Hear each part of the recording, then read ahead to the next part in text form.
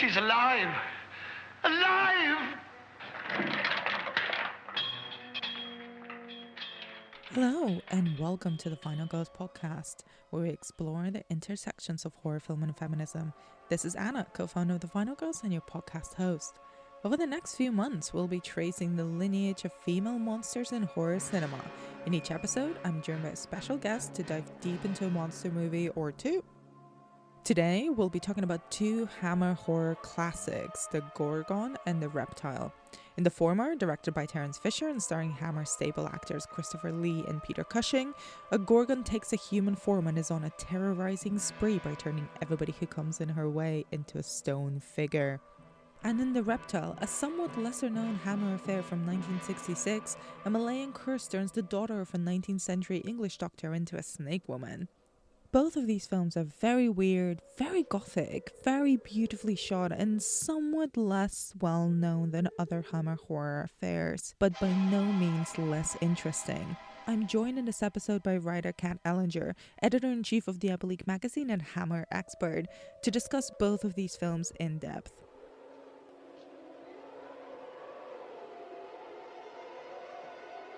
Kat, I'm so excited. I'm a big fan of your work. I'm super pumped that we get to talk about these two films together. Oh, thank you. Put on the spot now. Compliments are weird. That's okay. We can move on. It is a good. You've picked two of the best, though. I think from this period. Oh, great! I mean, I'm excited because I personally have not watched not nearly all of the Hammer horror films, and I'm still unsure whether I actually enjoy them, but I loved watching these two for this podcast and for this particular project. So to kick off, can you talk a little bit about your relationship with Hammer horror in general and with this films in particular? Yeah, wow. I grew up in like the late 70s, early 80s, where here in Britain, you know, we had no cable TV, like home video was just starting to kick off, or not kick off, but become more accessible. But mainly, a lot of people from that generation, their route into horror films was watching these horror double bills that they'd play on BBC Two. And my mum would let me stay up and watch them because my mum was like a bit of a horror fan, so she'd let me stay up and watch them. And a lot of those films were Hammer or they were classic British horrors. And there wasn't really that much access to anything else. We didn't have like a lot of American films. We didn't have a lot of modern horrors. It was all that or 50s sci-fi. So I think the first horror film I ever saw was Dracula, Prince of Darkness, and my uncle was babysitting. I've told this story so many times. So, and we were supposed to be asleep on the sofa, and I was kind of secretly watching it, and I was only about 6 or 7, and I only caught part of the film, but it was the part when Barbara Shelley, who's in the Gorgon, actually, resurrects into this vampire and is tapping on this window, and she's like the minion of Count Dracula, and it was so horrifying to me. But I was fascinated. I became obsessed with the idea of vampires and the idea that they were going to come in through my windows, so I'd stuff it with newspaper, like the little vent, because I imagined they could turn into mist and sift through. Years later, I saw that isn't in the film, so I got that from. And I was just obsessed with Christopher Lee. He was just so terrifying to me. So when I was a little bit older, maybe 8 or 9, my mum started saying, "No, it's okay, you can watch these," because they are quite tame. She would say, "Oh yeah, you can stay up and watch these." It was something that was recognizable to me and fascinating.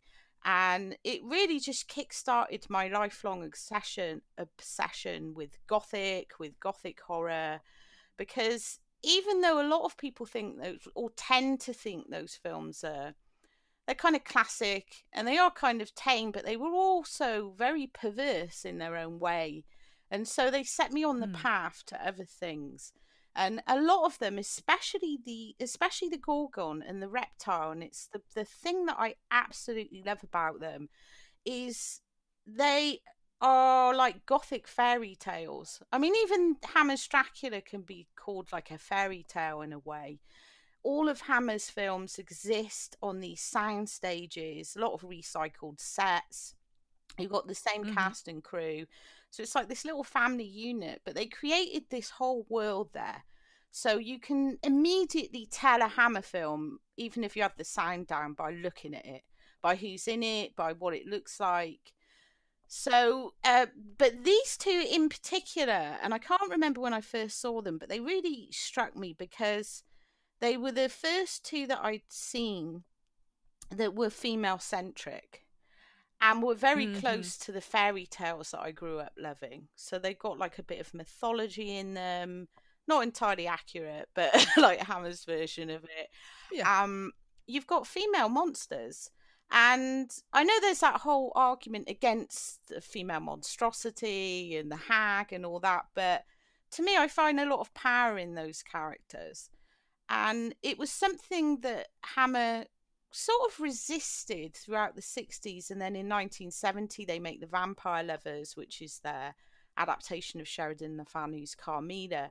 And it changes, it shifts. So the 70s is absolutely dominated by Ingrid Pitt, you know, by these very female fronted, and they start to experiment with gender themes in their Jacqueline Hyde adaptation and their Jack the Ripper proto slasher Hands of the Ripper. So they weren't quite there yet in the 60s. So you had the Gorgon, the Reptile, the Witches, which is a very progressive film as well, which doesn't get enough credit for just how progressive it was.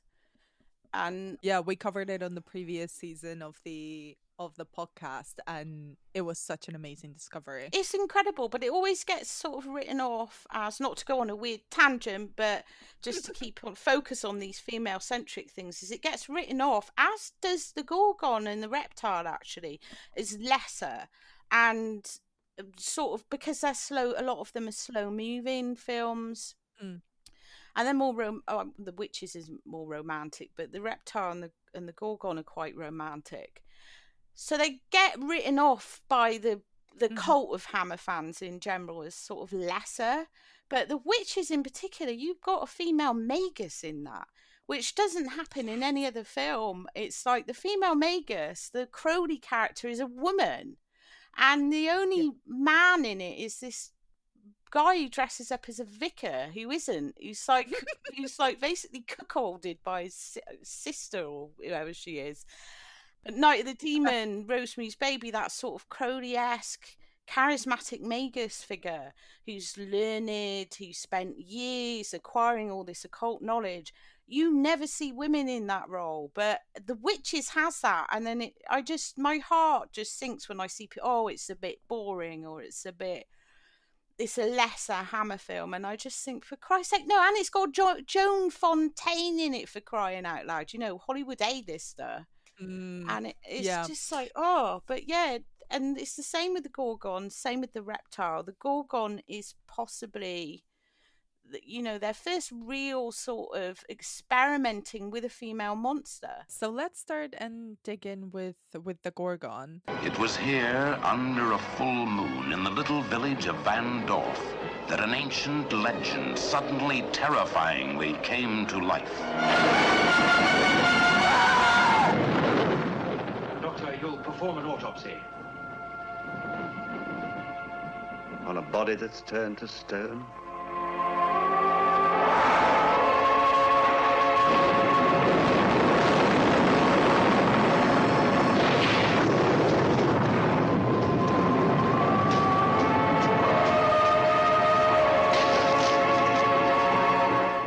Have you ever heard of Megara? Megara. It's said that when mortals looked upon her face, they were turned to stone. Leave Vandorf before it's too late. What is it you're afraid of? I'm afraid for you. Or of what I may discover, if I remain. So it is, I think, correct me if I'm wrong, Hammer's first female monster-centric film. Where does it sit within their history when this film is made? So they really started their Gothic Hammer around for a long time before they started making horror. And they mainly did sort of quota quickies, right on up from the 30s, very low budget. A lot of films that emulated American films that were a lot cheaper versions. They did a few noirs, crime films. And by the mid-50s, they started to experiment with science fiction. So we have the first Quatermass films, and X the Unknown. And in 1957, they then make The Curse of Frankenstein, which was their take on Frankenstein, which was just very modern. You have Frankenstein has become the monster rather than the creature. He's, as Dave Pirrie said in his amazing study in the 70s, A Heritage of Horror, because Pirrie was like the first one to start making these connections to literature, that he was like a dandy, he was a libertine. And so it was a very modern, contemporary updating, and it made Hammer a lot of money. And then they did Dracula, or Horror of Dracula as it was called in America. They did The Mummy. And around this time, they made a deal with Columbia. Because one thing Hammer could never do was, they never had the money to purely produce and distribute their own films. So they were largely reliant on American money. And Columbia was one of their big first contracts in that horror thing. And so it was within the Columbia contract that they made the Gorgon in the space of about 6 or 7 years. So they'd gone through the sort of main Gothic staples, the Dracula, the Mummy, the Frankensteins, a couple of sequels for Frankenstein. And then they started to mix things up a bit. So they did Fanatic as well, which was also, I think, 1964, which isn't a Gothic horror film, but it does have Tallulah Bankhead as this is a bit of a hagsploitation film. So it's a bit of a riff on that Whatever Happened to Baby Jane movement. And so she was like a female monster in a way, but a very human one. And then they make the Gorgon, which is their take, very strange script actually, which because it mixes in aspects of mythology, but it keeps it very firmly in Hammer's Gothic product. And of course, it's directed by Terence Fisher, and Fisher was the guy who gave Hammer that very iconic look. He was the man responsible for Dracula and The Curse of Frankenstein. He'd come from a long background in British film, in things like Gainsborough, dramas and romances. And when he gets to Gothic, he makes that very romantic as well. And I think the Gorgon is him at his most romantic because it's such a tragic film. And you don't hear much about Terence Fisher, the romanticist, but he totally was. He was totally loved fantasy and fairy tales and romance. And I think with the Gorgon, that's where he really gets to show that. And so it's less of a, when you compare it to those earlier films, The Curse of Frankenstein and Dracula especially, they were scandalous when they were first released. They were terrifying. They were gruesome. Curse of Frankenstein was Britain's first horror in colour. And, the press were just like, oh my God, this is so grotesque. Somebody compared Christopher Lee to looking like a road accident victim. It was just like really shocking. And the Gorgon doesn't really rely on that. It doesn't rely on the gore or the monsters or anything. It's very much a mood piece. So it stands out in that early period, say to the mid-60s, 57 to the mid-60s, which is like their classic period. It stands out as being very different in tone and mood, even though you can see it's clearly part of this world that they've created. And I think that's one of the things that gets it ranks down. And it has had more appreciation in recent years because it was restored to Blu-ray and a lot of people could see how beautiful it looked, because it is a beautiful film. It is stunning. And I find it really interesting that you call it romantic because it is. I think part of when I was watching it, and I admit I watched it for the first time just a few days ago, it struck me as a sort of doomed romance horror as opposed to a monster movie, or definitely not kind of the the grotesque sexiness that I associated with, especially the vampire films that Hammer has produced in the past, which is the majority of the ones that I've seen so far. And I wanted to pick you up kind of on, how do you think it works with the Gorgon as a monster? Because so much of the film is about the threat of her before they know who she is. She's killing people throughout the whole film before we get to see her in the final confrontation. But it almost, we are afraid of the idea of her before even knowing what she is or how she kills. And it kind of goes from a doomed gothic romance film to a potential kind of procedural serial killer movie to a full-blown mythological monster movie. It's interesting how they use that. They were very compromised on budget. And one of the things that gets it marked down in points is the fact that the monster doesn't look very good. So by the time that you see it, it's just like, oh, it doesn't look very good. And that seems to be the takeaway for a lot of the Monster Kid fans is, oh, well, the monster's not very good in it. But for me, the fact that it uses this monster, because they did this with Dracula. You don't see Dracula as much as you think you do. But he is so terrifying that he fills every frame in the Dracula films. So you can just sense him everywhere. So it's an approach that Fisher had already used, but he slows it down even more for the Gorgon. Instead, focuses on these aspects of romance, this idea of falling in love with somebody who then turns out to be a monster. And the ending in that regard is one of the most tragic, because you often get in the Hammer Gothics, it's very black and white. It's like good versus evil, or that's how it's supposed to be. Although if you were like me, you grew up wanting to be Team Dracula, and I think I'm not the only one, because he was a lot cooler. But it's like you get this catharsis at the end that good has triumphed, and it's very corny in that respect. And the Gorgon doesn't do that. It just leaves you with this overwhelming feeling of like, oh, that's just so sad. and it's so different in that way. I mean, you mentioned before the fact that they sort of take some bits of Greek mythology and they sort of twist it around and then update it. And there's an element kind of a curse, and the fact that the Gorgon takes over the body of another woman every full moon. So kind of, what do you make of the way that they use bits and elements of Greek mythology and update it to give it this to make human women into the vessels of the monster? Well, this part really fascinates me because in a way they kind of make it, or they kind of fit it into the lycanthropy myth of having the full moon. Now, Megara was actually a Fury. She wasn't a Gorgon. So they've just slotted that in. But then they've put in this strange, almost werewolf-like, the idea that someone can shapeshift against their will on the full moon. It feels to me distinctly werewolf. And if you look at like the werewolf in cinema, apart from some very early examples, it like werewolves seem exclusive to like male. This male thing, this male aggression, and the women, they tend to be more like shapeshifters, like butterflies or snakes or whatever. So they've used that angle, and I'm sad that they didn't really experiment more with this idea, because I love a good shapeshift.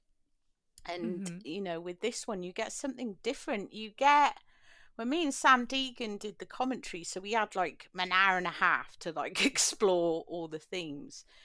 We kind of compared it to the Italian peplum, mythological peplum films, which were being made around the same time, which some of them, a lot of them were just sword and sandal hero epics, but some of them, especially ones made by people like Mario Bava, brought in mythology with these horror aspects and made them more into Gothic films. And this comes the closest to that. So it's not necessarily true to mythology.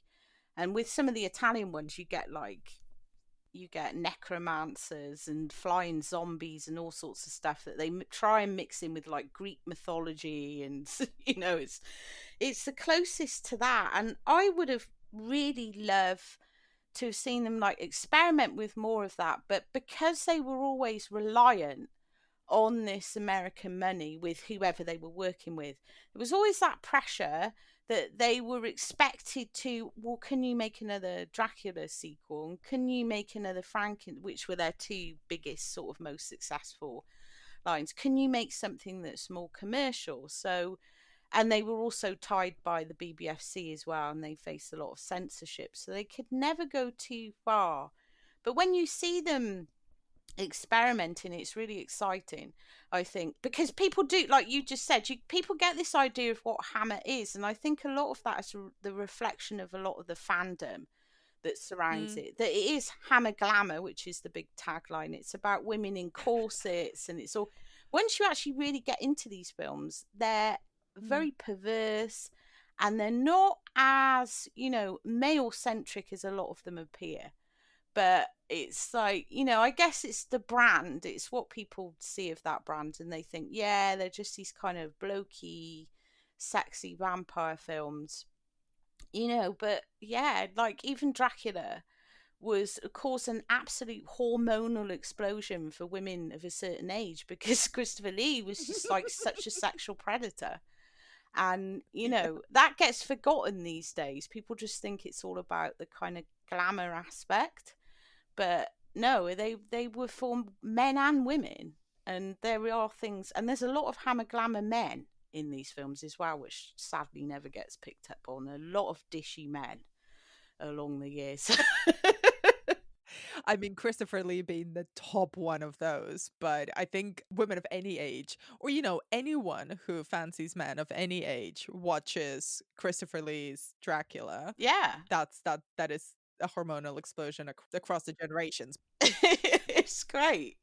But there is something I found kind of interesting, and I don't know in myself if I find this sort of moralistic or almost a little bit conservative, but in the Gorgon, it seems that men who are looking at women, literally at the Gorgon, but also anyone else who is in a romantic entanglement or feels desire or it falls in love with a woman or is looking at women sexually, is punished by the Gorgon. So I was wondering if this is if you think this is a theme in the film, that she's sort of a punisher of the male or the lascivious gaze, and because this sort of a throwback as well to her actual status in mythology, which, you know, you mentioned she's a fury, and she was the fury that was the punisher of infidelity and oath breakers. Yeah, I don't know, actually. I've never thought about that. It's a really interesting question, because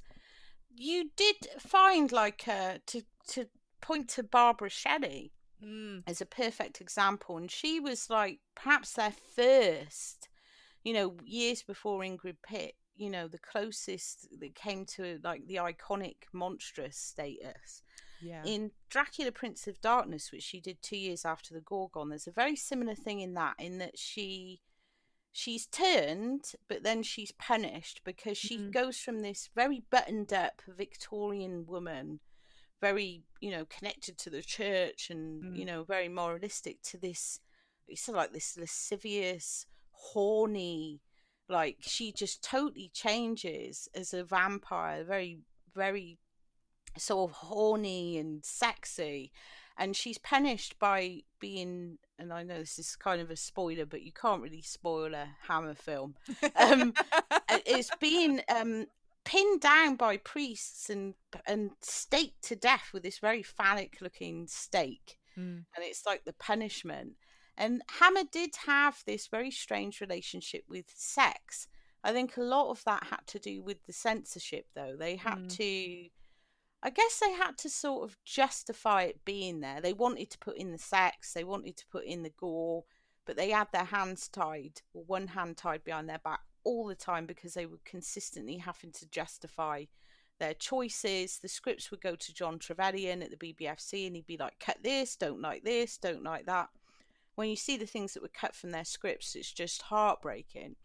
Because but it's interesting you bring that up, because it is a line that is in a lot of Hammer films, that people talk about the slasher and people being punished for having sex, but it is something that appears in a lot of Hammer films, that sex is definitely linked to death, and desire or sex usually leads to death in some way, and Dracula's whole thing is seduction. Yeah. You know, so if you allow yourself to be seduced by him, then you're doomed. And then they usually have the heroes and the heroines who are, no offense to the actors, because some of them are lovely, but they're always boring and really sort of stifled. And they're the ones that are like the heroes, because they're untainted. They're like very innocent.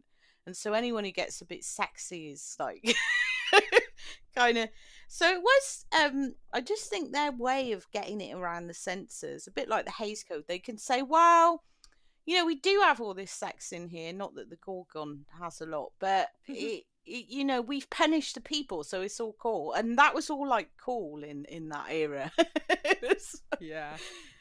And then what do you think of the Gorgon herself as a monster? I mean, I find it interesting to see that she also appears, really, even though she's killing people throughout the film, we only really see her for the last like couple minutes of the film, and everything else is a big build up. What do you think about her as a screen monster in general?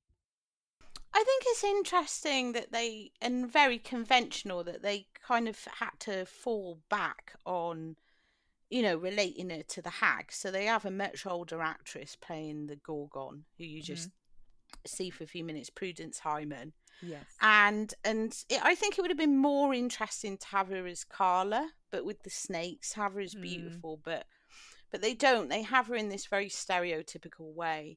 But that actual scene, beyond the effects, which, yeah, the effects aren't very good, but beyond that, you know, the idea of the reflections, and you've got this amazing sort of abandoned church or whatever it is, and the mist, and the idea that somebody might accidentally see her, and, you know, there's the big mirror there where you might actually, like, that scene is actually really effective.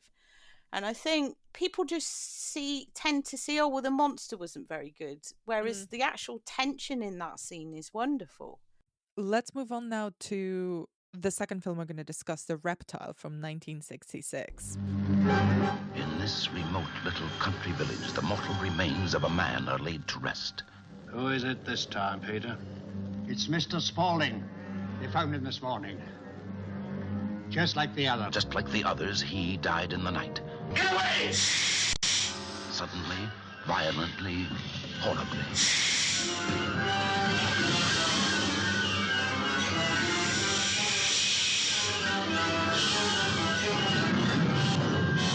This is an evil place. Corrupt and evil. Evil, as venomous as a snake, turns the quiet of this village into a writhing hell on earth, where every man fears for his safety and his sanity, where everyone is suspect. Do you mean they died by some sort of magic, some witchcraft? For the first time in my life, I'm frightened. Everyone is frightened.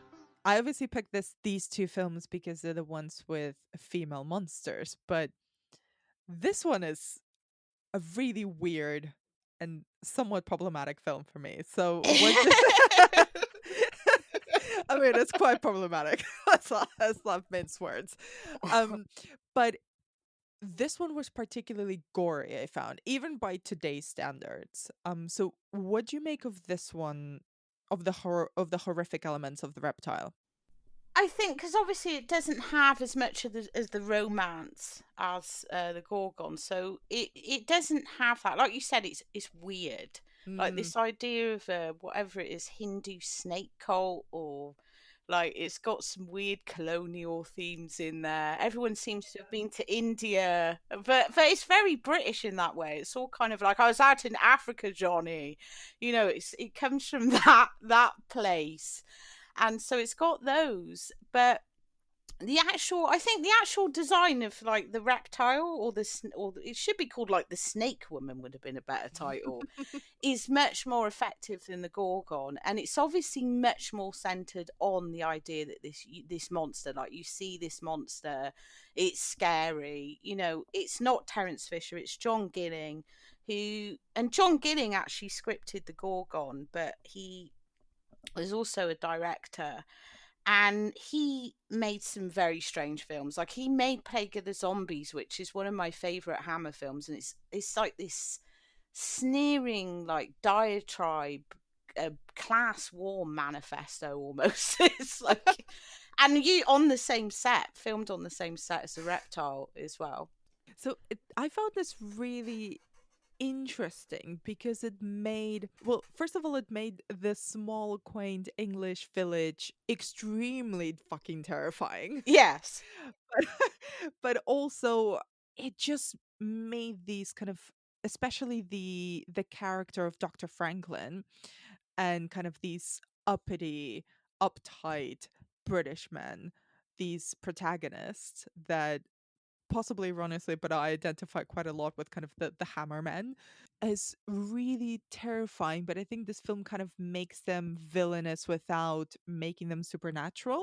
They really do, or Gilling does really make a lot of like the mystery of the reptile.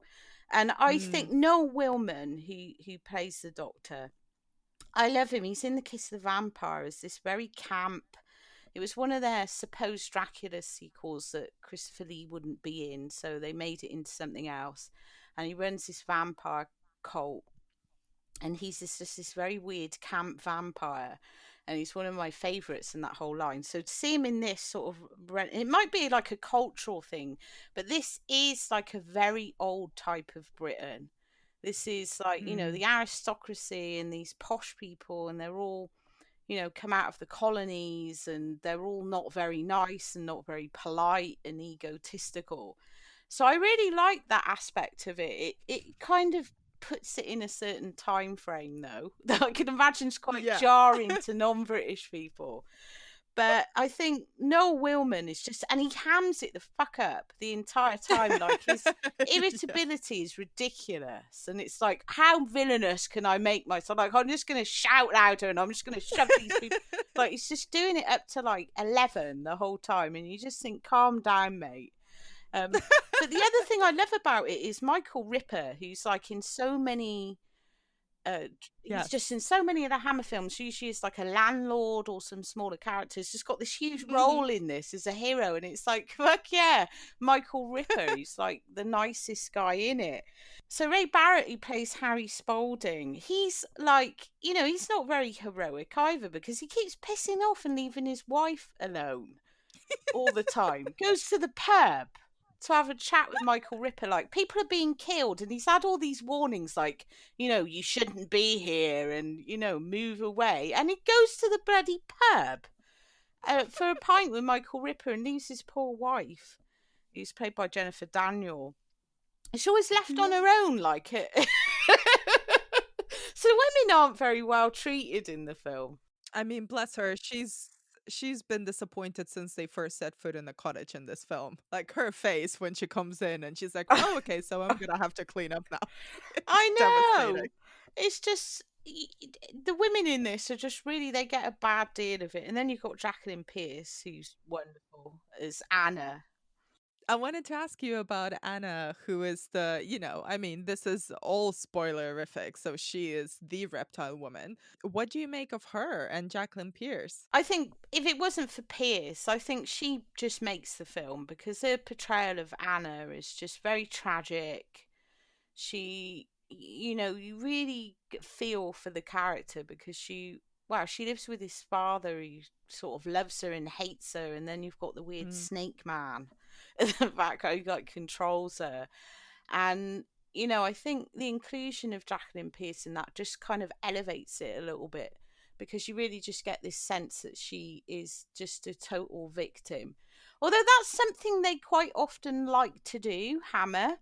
Until Ingrid Pitt, really. They had this very traditional, and it's something that comes up in Universal as well. So if a man was turned into a monster in some way, say like made into a vampire, or some other, the only one who goes against this really is Larry Talbot in the Wolfman films. I say them all like the vampires, the sexier monsters. They could be powerful and seductive and turning monstrous. Being turned into a vampire would be a source of power. Whereas with women, it always has to be explained as some sort of curse, and they're humanized and they're very frail and they're tortured people. And this is something you see like across the board in classic horror. Is it's almost they couldn't accept a female monster unless it was explained as a curse or this terrible thing. And it really only changes, and even Ingrid Pitt's Carmilla had some of this in it, in that she's a tortured soul, but then that comes from the book. But it's only when Ingrid Pitt does things like Countess Dracula, which is the Bathory story, that it starts to change. And then you saw it more in European horror, things like Daughters of Darkness, where you've got Delphine Seyrig as this like libertine, completely unapologetic, loves killing people, loves seducing people, loves killing people. In British or classic American classic horror, they just didn't seem to be able to stomach the idea that a woman could be a monster and love it and become powerful. Like they'd have to turn it into some sort of tragedy. They do that in the Gorgon as well. It's this awful thing, this poor woman. And you don't really get to see women just going around killing people and having fun. Which is like, I think is one of the most transgressive and powerful things a horror film can do. Is not excuse a woman from being violent. Why not let her be the powerful, seductive one? Why does she have to be this quivering wreck who's like, if I had snake powers, I would just take out everyone it ever annoyed me. I would, revel in that shit. Totally. I mean, there's a couple of avenues here that I want to take, but one of them is the fact that one of the things that I actually found refreshing of that particular trope of female monsters having to sort of being excused from being a monster because they were cursed or created as such is the fact that a lot of the female monsters that I'm looking at are always still quite hot. They're always made up in a way that the actress's beauty can still go through. So they're always designed to be sort of desirable, even when they're monstrous.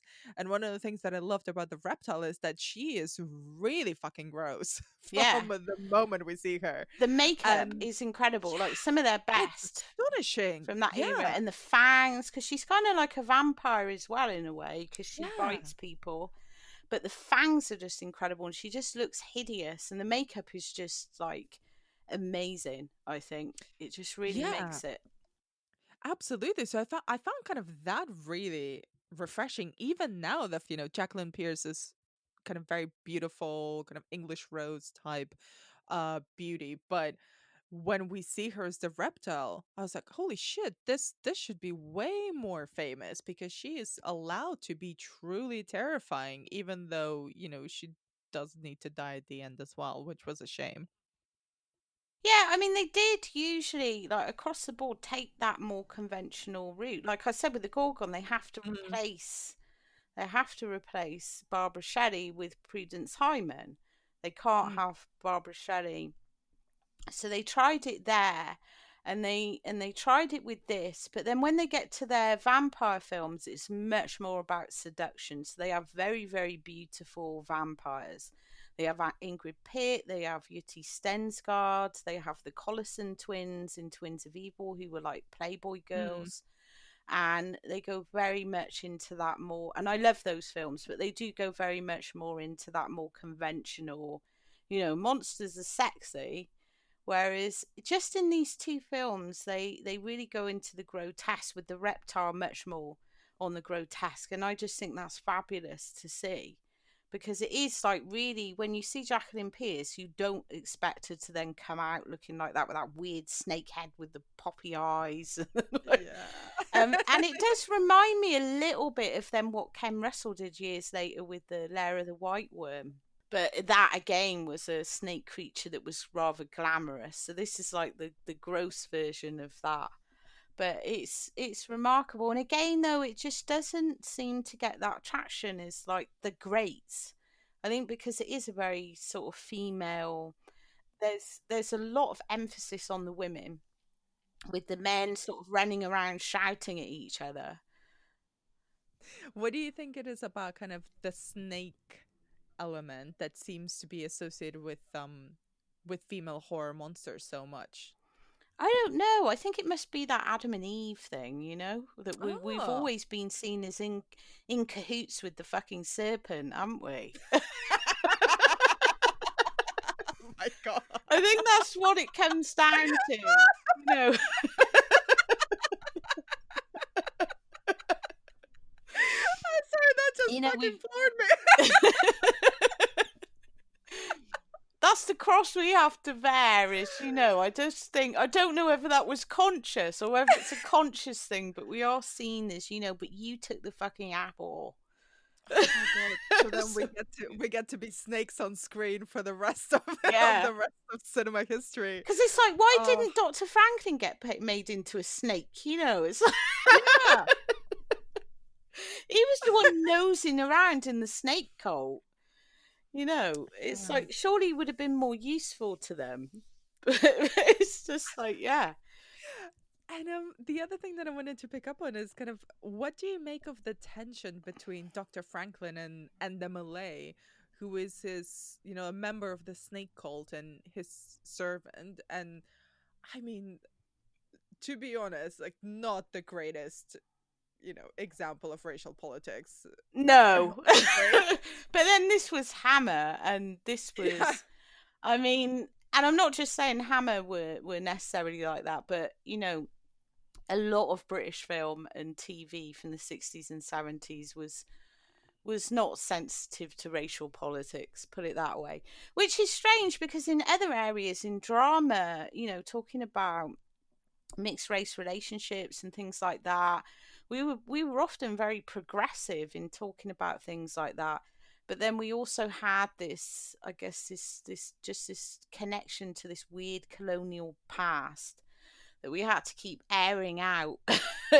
Because like things like The Devil Rides Out, there's a person of colour in that who's like the weird genie in the lamp thing. It's just all very like, oh God. Yeah. I'm really sad they don't make more of the whole snake cult character and give him more of a character, because he's basically he just appears at the back of the room and does this weird look, and you don't really get to know more about him. And I want to know about the snake cult. I want to know about his like magic tricks and all that, and they don't bother explaining that. They just sort of wrap it into the, oh, well, he's a bit brown, so we'll just accept, you know, it's that sort of thing. Yeah, they kind of sweep him under the generic rug of foreign villain, and clearly he must be magic. Yeah, and it's a shame, because, yeah, they're like, the whole snake cult angle and that is fascinating, but it just gets mentioned as an afterthought in that whole section where, you know, they're about to die, and so you get there, this is what happened very quickly, and it's like, you know, but they could have made so much more of that. I think so much more of that. I think, you know, the whole mythology thing and the occult angle, you know, could have been so much more, and it just seemed like a bit of a waste to just slot that in right at the end, because it's like, you know, I wanted details. Yeah, I wanted the reptile woman to run away and have her own sequel where she's the actual protagonist. Yes! Now that would have been good. Or running her own snake cult would have been amazing. She could have got... Yes. Yeah. Be a goddess. Be worshipped in another English village.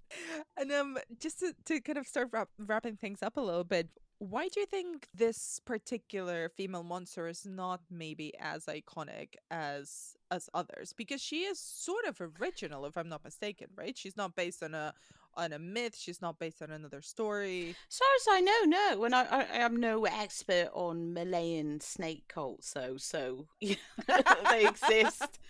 But yeah, it's like in that whole kind of classic period of Hammer, this is one of the most experimental, interesting films, as was The Witches as well.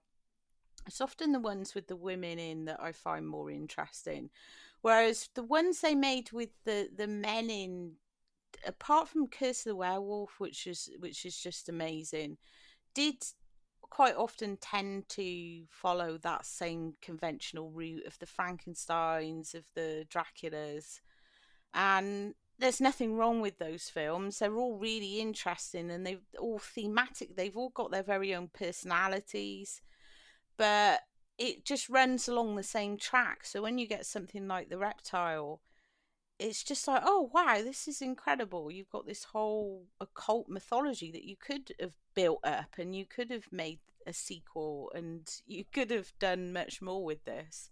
I think around this time, though, if this had been made a bit later on, I think they would have made much more of it. I think around this time, British horror tended to be very reluctant to deal in occult themes.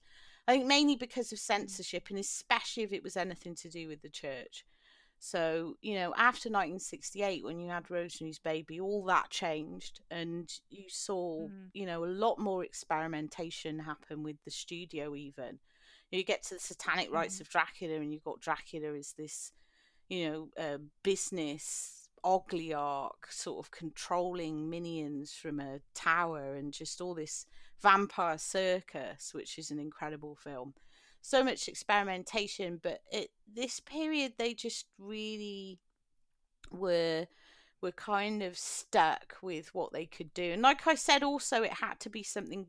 I mean, how do you sell something that doesn't have an existing market? People, Hammer were purely a business unit, a cottage industry. They were in it to make money, not necessarily art, to make very lowbrow horror films for a particular market. And so, I guess all the other artistic flourishes were just tempered down if something didn't fit a particular box. I mean, we still get that today. People are just like, what is it like? What can I sell this as? What can I market this as? And we often see films mismarketed, because they're compared to something that they're not. So it's a shame, really, that they didn't get a chance to run with more of this stuff. But then it leaves us with the fact that these two films are kind of special because they stick out in that era. But yeah, I would have loved to have seen that Reptile sequel with, Jacqueline Pearce as the Cobra Woman god, and free from that horrible dad. Well, anyone who's listening, write it. That's the follow-up we need. To wrap up our conversation, would you recommend contemporary horror fans seek these films out? Absolutely. Yeah, absolutely. I mean, it would have been such a weird flex if he just went, no. I think they're good. No, I want to keep them all to myself, actually. I don't want to share them. Kat, thank you so much for thank you. all your time and for your amazing insight. Can you tell us where we can find more of your work online? Mainly at diabolicmagazine.com is my main haunt, although I've been very busy doing a lot of audio commentaries and shit at the moment. So I've just published a book on talking of Daughters of Darkness and vampires. I just published a book on the Devil's Advocate series, which is like an existing series of monographs that covers various horror films. 1971 erotic Euro cult vampire film. I wrote a whole book on that. I interviewed the director Harry Kummel and the star Danielle Wimay, and that has just been published now. So you can get that from Liverpool University Press or Amazon. Amazing. Thank you so much, Kat. No, thank you. And that's it for another episode of the Final Girls podcast. Please do rate and subscribe on Apple Podcasts, Spotify, or wherever you get your podcasts. You can find out more about what we do on thefinalghost.co.uk and follow us on Twitter, Instagram and Facebook at thefinalghostuk. You can follow Kat on Twitter at cat_diabolique, and I tweet a lot of cat pictures on Anna B. Demented. Thank you for listening, and next week we're going to be chatting about one of my favourite horror films of all time, Harry.